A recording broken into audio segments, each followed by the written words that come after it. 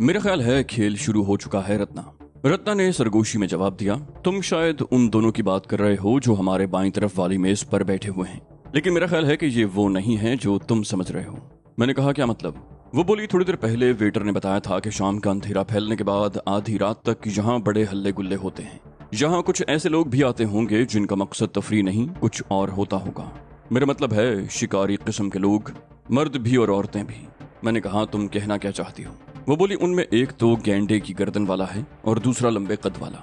लंबे कद वाला टेलीफोन करने गया था, तुम उसकी तरफ मुतवज्जे थे, और गैंडे की गर्दन वाला मौका पाकर मुझे मानी खेज इशारे कर रहा था। इसका मतलब है कि ये बेला के आदमी नहीं हो सकते, ये शिकारी हैं, गुंडे किस्म के लोग हैं। इनसे दूसरे तरीके से निपटा जा सकता है। मैंने पूछा, क्या तरीका? वो बोली, अब अगर वो कोई हरकत करे तो मैं उठकर उसे गिरेबान से पकड़ लूं। इस तरह उनकी असलियत सामने आ जाएगी। मुझे रत्ना के प्रोग्राम से इत्तेफाक करना पड़ा। उसकी बात में वजन था। इसमें शुबा नहीं कि बेला ने जयपुर की तरफ आने वाले रास्तों की निगरानी शुरू करवा दी होगी ताकि उसे हमारे बारे में इत्तला मिल सके। अगर ये बेला के आदमी होते तो इस तरह की कोई हरकत न करते जिससे हमें उन पर शुबा होता।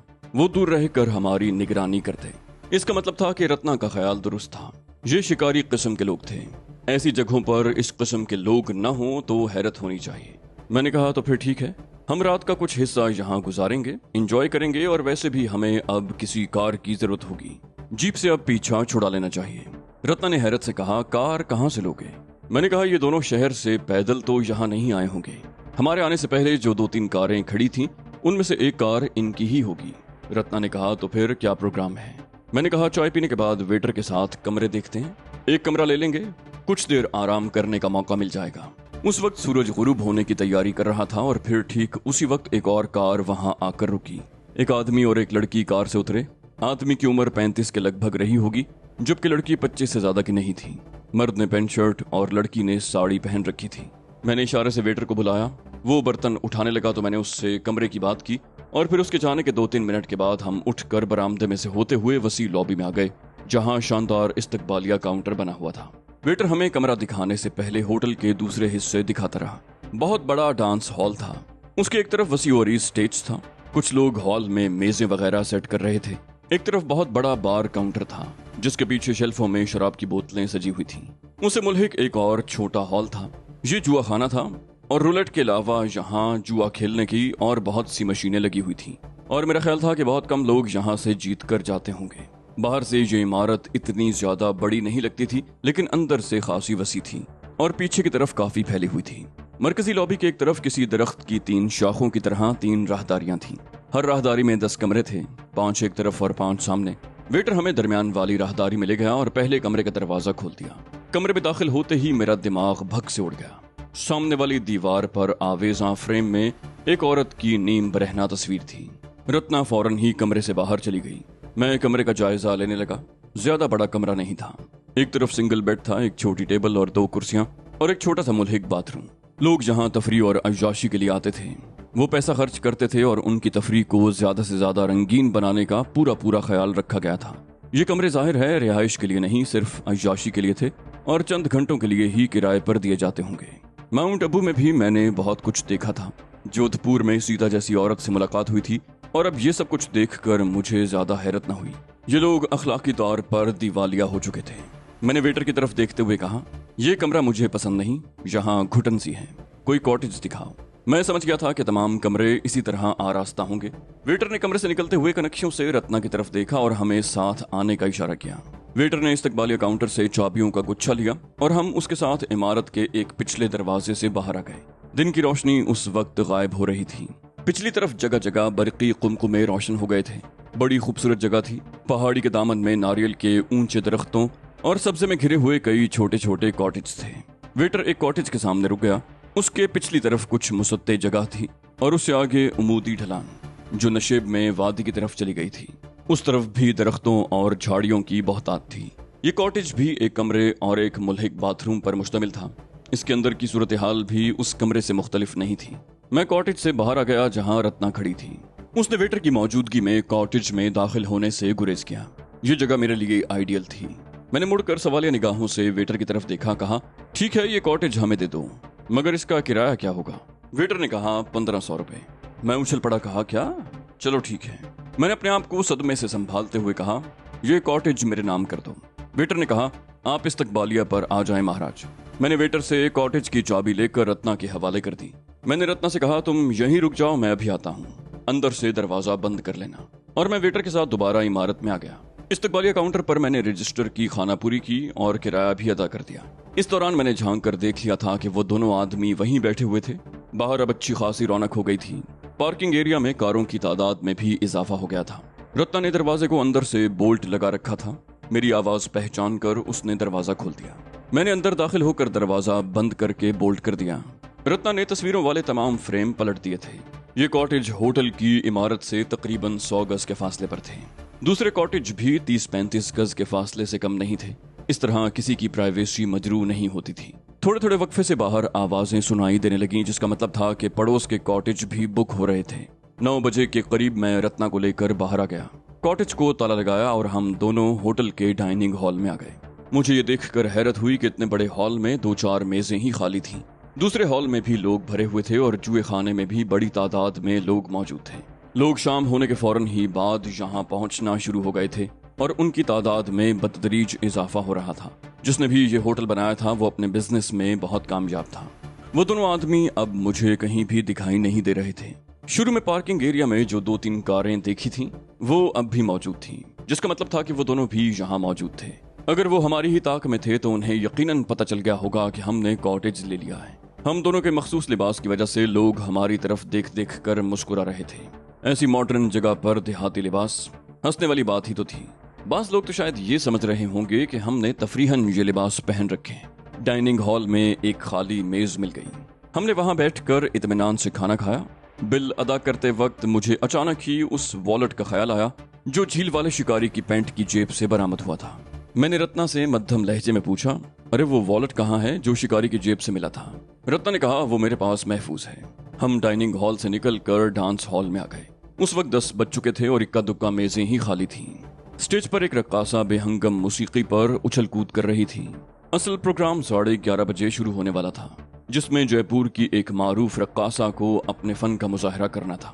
मैंने रत्ना को इशारा किया और हम खारजी दरवाजे की तरफ चलने लगे। जाहिर है हमारा मकसद यहाँ तफरीह में उलझना नहीं था। हम तो किसी खास वजह से यहाँ रुक गए थे। बेला की दी हुई मोहलत को तकरीबन 20 घंटे गुजर चुके थे और अगले 24-26 घंटों में मुझे सरहद पार कर लेनी चाहिए और ये तकरीबन नामुमकिन नजर आ रहा था। बरामदे से निकलकर होटल की इमारत के पिछली तरफ जाते हुए मेरी नजर गैर इरादी तौर पर पार्किंग की तरफ उठ गई। हमारी जीप से जरा आगे सुर्ख रंग की कार के करीब गैंडे जैसी गर्दन वाला कोताह कामत आदमी खड़ा था। मुझे उस तरफ मुतवज्जे पाकर वो एकदम आड़ में हो गया। मेरे होंठों पर खफीफ सी मुस्कुराहट आ गई। वो यकीनन हमारी जीप की निगरानी कर रहा था ताकि अगर हम वहां से रवाना हों तो उनकी नजरों में आ सकें। इमारत के अकब में कॉटेज की तरफ जाते हुए मैं मोहतात नजरों से इधर उधर देख रहा था। मुख्तलिफ कॉटेज की तरफ बाज लोगों की आमतरफ थी। वो जो भी थे जोड़ा जोड़ा थे, मगर एक आदमी को देख कर मैं चौंके बगैर न रह सका। वो अकेला था और तारीकी में था। मैंने उसे बड़ी तेजी से एक दरख्त की आड़ में छुपते हुए देखा था। वो गालिबन गैंडे का लंबे कद वाला साथी था। मैं समझ गया कि कुछ न कुछ होने वाला है। कॉटेज में पहुंचकर मैंने दरवाजा अंदर से बोल्ट कर लिया। मैंने रत्ना से कहा, थैला बेड पर रखा हुआ है, उसमें से कपड़े निकाल कर जल्दी से पहन लो। ये वही थैला था जो माड़ू कबीले के मुखिया ने दिया था। उसमें हमारे पुराने कपड़े थे। रत्ना ने थैली में से खाकी पतलून और सफेद टी-शर्ट निकाली और कपड़े चेंज कर लिए। फिर वो आईने के सामने खड़ी होकर जेवर उतारने लगी। नाक में पड़ी हुई तार जैसी चूड़ी उतारने में उसे कुछ दुश्वारी हुई। इस दौरान मैंने भी कपड़े बदल लिए। हम दोनों के जॉगर्स भी थैले में मौजूद थे। मैं एक कुर्सी पर बैठकर जॉगर्स पहनने लगा और रत्ना बेड की पट्टी पर बैठ गई। मैं जॉगर्स के फीते बांध कर फारिग हुआ ही था कि दरवाजे पर हल्की सी दस्तक सुनाई थी। मैंने पूछा, कौन है? बाहर से जवाब आया, वेटर हूँ महाराज। मैनेजर साहब ने रजिस्टर भेजा है। एक जगह आपके दस्तखत रह गए। मैंने मानीखेज निगाहों से रत्ना की तरफ देखा। ये वेटर की आवाज नहीं थी। मैंने रत्ना को इशारा किया। वो दरवाजे के पीछे दीवार के साथ चिपक कर खड़ी हो गई। दरवाजा खुलने की सूरत में वो पीछे छुप कर रह जाती। मैंने भी एक साइड पर होकर दरवाजा खोल दिया और फिर मैं दिल ही दिल में मुस्कुराए बगैर न रह सका। ये वही दोनों आदमी थे, एक लंबे कद वाला और दूसरा गैंडे जैसा।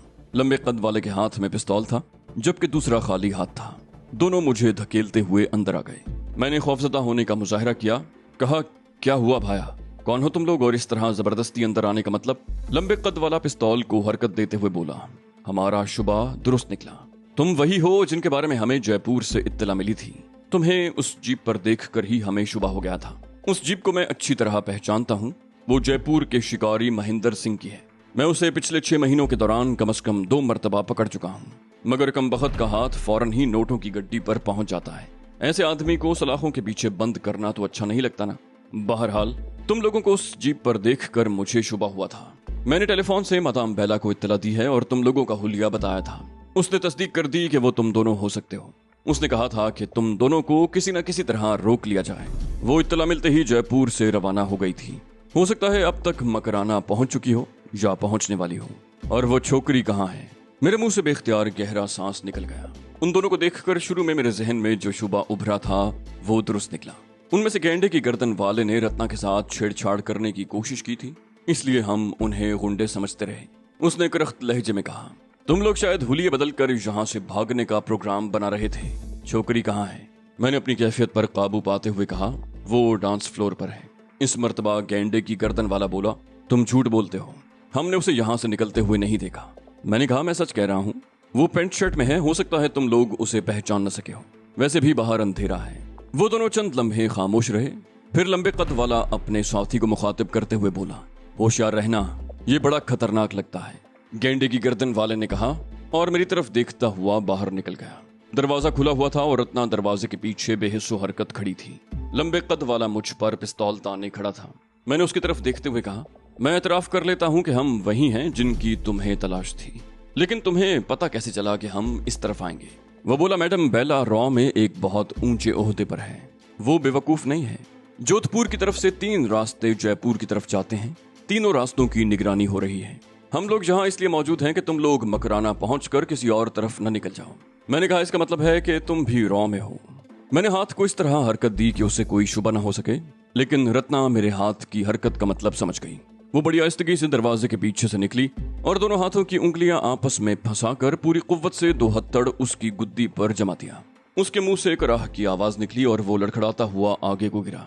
मैंने सबसे पहले उसके पिस्तौल वाले हाथ पर ठोकर मारी। पिस्तौल उसके हाथ से निकलकर बेड पर गिरा, जिसे मैंने फौरन ही कब्जे में ले लिया। वो शख्स संभलने की कोशिश कर रहा था। मैंने उसकी कनपटी पर ठोकर रसीद कर दी। वो कराहता हुआ ढेर हो गया। कनपटी पर लगने वाली ठोकर ने उसे कम से कम 2 घंटों के लिए इस दुनिया से गाफिल कर दिया था। मैंने उसे घसीट कर दरवाजे के पीछे डाल दिया और पिस्तौल रत्ना के हाथ में दे दिया। रत्ना एक बार फिर दरवाजे के पीछे खड़ी हो गई। मैं खुले हुए दरवाजे के सामने इस तरह हाथ उठाए खड़ा रहा जैसे किसी ने हैंड्स अप करवा रखा हो। सिर्फ 2 मिनट के बाद कॉटेज के करीब तेज तेज कदमों की आवाज उभरी और फिर गेंडे की गर्दन वाला दरवाजे के सामने नमूदार हुआ। वो बोला, राकेश। वो वहां नहीं। वो कहते कहते रुक गया और अजीब सी नजरों से मेरी तरफ देखते हुए बोला, राकेश कहाँ है? मैंने गर्दन से अंदर की तरफ इशारा किया। वो राकेश का नाम लेता हुआ अंदर दाखिल हुआ। रत्ना ने धड़ से दरवाजा बंद कर दिया। वो तेजी से पीछे घूमा और फिर उसके चेहरे पर खौफ के साए फैलते गए। उसके मुंह से बेख्तियार निकला, ओह, राकेश कहाँ है? मैंने जमीन पर पड़े हुए राकेश की तरफ इशारा किया। ये रहा तुम्हारे सामने।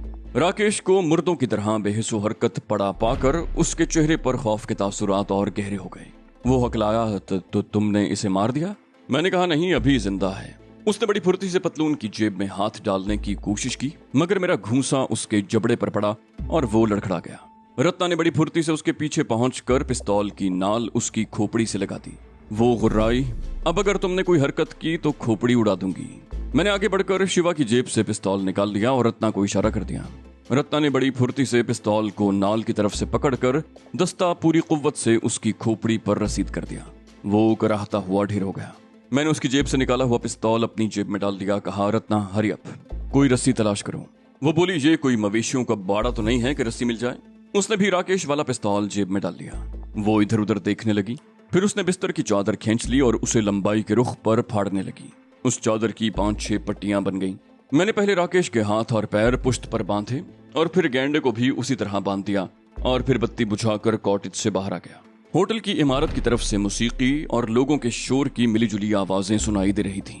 आसपास के कॉटेज तारीक पड़े हुए थे। मेरा ख्याल था क्लब का प्रोग्राम खत्म होने के बाद ये कॉटेज आबाद होना शुरू होंगे। तकरीबन 50 गज दूर किसी पोल पर बल्ब जल रहा था, लेकिन दरख्तों की झुकी हुई शाखों की वजह से उसकी रोशनी महदूद होकर रह गई थी। हमारे वाले कॉटेज के सामने दरख्तों की वजह से अंधेरा था। इमारत की तरफ से शोर की आवाजें तो आ रही थीं, लेकिन उस तरफ कोई जीरूह दिखाई नहीं दे रहा था। मैंने अंदर आकर पहले राकेश को कंधे पर उठाया और बाहर निकलकर इधर उधर देखता हुआ तेजी से कॉटेज के पिछली तरफ चलने लगा। उस तरफ भी एक दो कॉटेज थे, मगर वो खासे दूर थे और उस तरफ भी तारीकी थी। अकब में बाईं तरफ वो उमूदी ढलान थी जो मैंने दिन के वक्त देखी थी। वो ढलान खासी गहरी थी, नीचे दूर तक दरख्त और झाड़ियां फैली हुई थी। मैंने राकेश को कंधे से उतारकर उस ढलान पर लुढ़का दिया। वो झाड़ियों में उलझता हुआ नीचे की तरफ लुढ़कता चला गया। कुछ देर तक झाड़ियों की शाखों की आवाज सुनाई देती रही, फिर खामोशी छा गई। राकेश कम से कम 15-20 गज नीचे जाकर रुका था। मैं तेजी से कॉटेज में वापस आ गया और शिवा को कंधे पर उठा लिया। वो कमबख्त गैंडे ही की तरह भारी था। उसे खाई तक ले जाते हुए मैं बुरी तरह हाँप गया। उसे ढलान पर लुढ़का कर मैं लंबे लंबे सांस लेने लगा। वो दोनों जिंदा थे। मैंने उन्हें अपने हाथों कत्ल नहीं किया था, लेकिन किसी ऐसे आदमी को जिंदा छोड़ना भी मेरे उसूल के खिलाफ था। उन्हें मैंने हाथ पैर बांधकर उस गहरी खाई में लुढ़का दिया था। उन दोनों के मुंह में कपड़ा भी ठूस दिया गया था। होश में आने के बाद भी न तो वो कोई हरकत कर सकते थे और न ही उनके मुंह से कोई आवाज निकल सकती थी। इस गहराई को देखकर मैंने अंदाजा लगा लिया था कि वहां भेड़ियों की आमद और रफ्त जरूर होगी। अगर वो भेड़ियों की खुराक बनने से बच गए तो जहरीले सांप या बिच्छू वगैरह उनकी जिंदगियों का खात्मा कर देंगे। अगर वो उनसे भी महफूज रहे तो अपनी मौत आप मर जाएंगे। इस बात का इम्कान हरगिज नहीं था कि कोई उन्हें बचा लेगा। रात के वक्त तो किसी का उस तरफ जाने का सवाल ही पैदा नहीं होता था।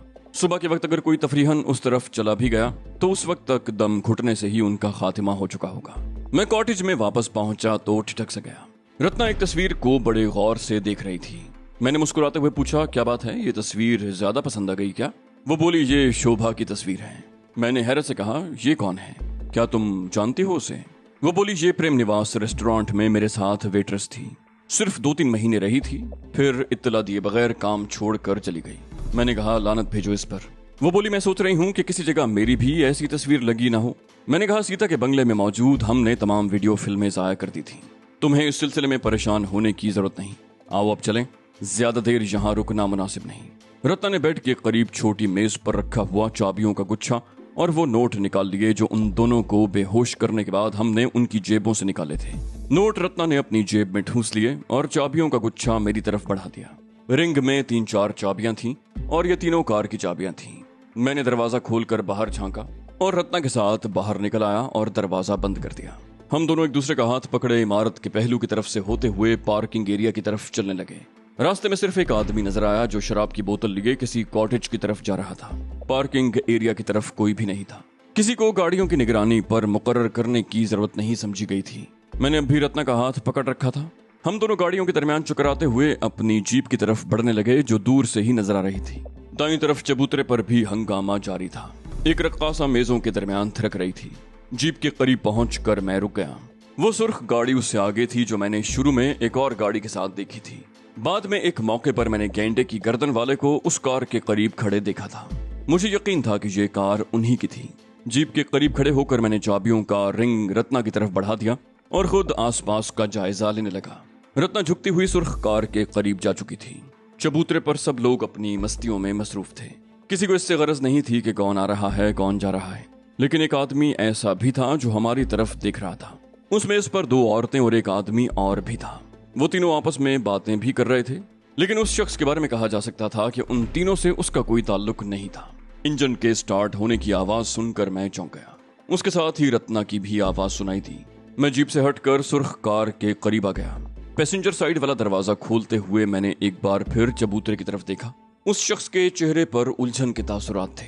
कार हरकत में आ चुकी थी। मैंने सीट पर बैठकर दरवाजा बंद कर लिया।